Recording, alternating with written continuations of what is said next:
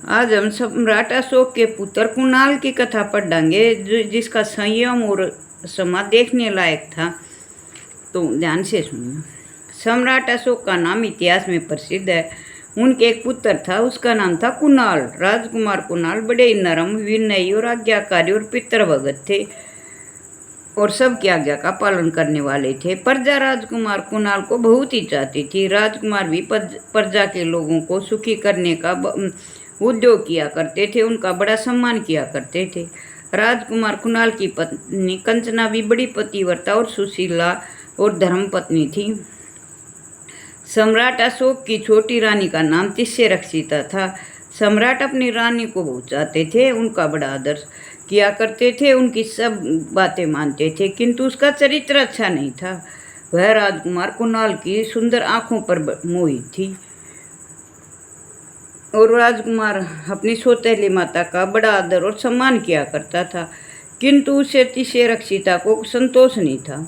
एक दिन अवसर पाकर एकांत में वह राजकुमार से मिली और अपने मन की बात कह दी कि मैं आपकी आंखों से और आपसे बहुत प्यार करती हूँ, मुझे आपकी आंखें बहुत अच्छी लगती हैं। तो राजकुमार कुणाल ने हाथ जोड़कर कहा, माता जी, मैं आपको सगी माता के समान समझता हूँ, उतना ही सम्मान करता हूँ जितना मैं अपनी माता का करता हूँ। अपने पुत्र से आपको कोई ऐसी अनुचित बात नहीं करनी चाहिए जिससे आपका अपमान हो। तिष्यरक्षिता ने बहुत चेष्टा की, किंतु कुणाल ने उसके पैरों को छेड़कर उसके मुख की तरफ भी नहीं देखा। अंत में तिष्यरक्षिता ने क्रोध में भरकर कहा, मैं तुम्हारे घमंड को चूर चूर कर दूंगी, मैं तुम्हें अपने पैरों में डाल कर रहूंगी और तुम्हारे सुंदर नेत्रों को भी निकलवा दूंगी, नहीं तो तुम अब भी मेरी बात मान लो। कुणाल ने कहा, माता जी, मुझसे पाप नहीं होगा, वैसे जो भी आप दंड देंगी उसे मैं माता का उपहार समझकर स्वीकार करूंगा, उसका सम्मान करूंगा। इतना कहकर कुणाल वहां से चली गई। तिष्यरक्षिता को बड़ो क्रोध आया, क्रोध में पागल हो गई वह। उसी दिन से वह राजकुमार कुणाल से अपना अपमान का बदला लेने का अवसर देखने लगी। संयोगवश तक्षशिला के पास कुछ शत्रुओं ने उपद्रव किया।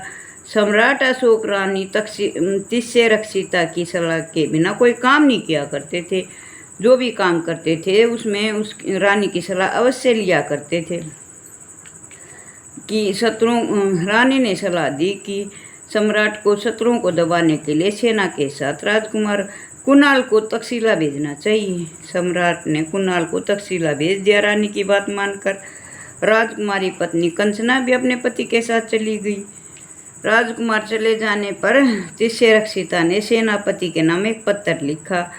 सम्राट अशोक को रानी पर पूरा विश्वास था। सब राजपाट उसके हाथ में थे, मोहरे और सब कुछ जो भी राजकीय सामान था सब तिष्यरक्षिता के पास ही रहा करता था। तिष्यरक्षिता ने पत्थर पर एक पत्र लिखा और उस पत्र पर सम्राट के नाम की मोहर लगा दी और पत्र एक कर्मचारी द्वारा तक्षशिला के सेनापति के पास भेज दिया। तक्षशिला में शत्रुओं को राजकुमार ने भगा दिया था और वहाँ का शासन कुशल कर दिया था।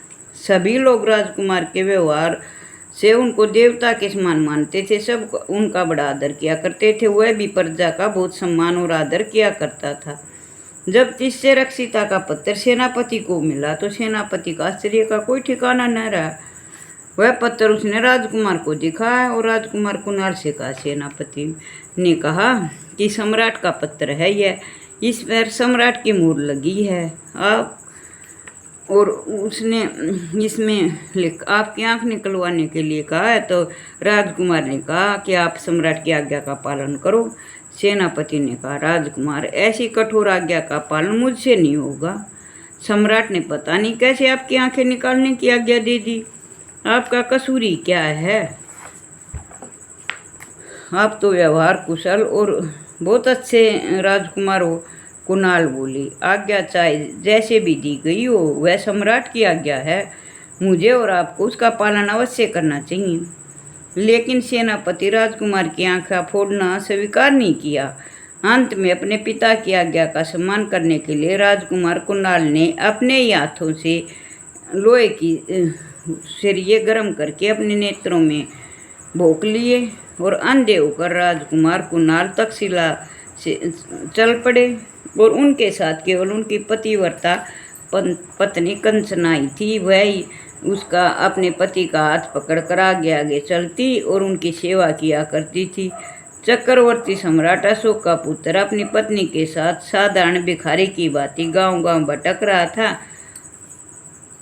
और राजकुमार वीणा बजा बजा कर गीत गाता और इसे जो कुछ भी मिलता उसी से दोनों आनंद से रहा करते थे और सब उसका बड़ा सम्मान किया करते थे।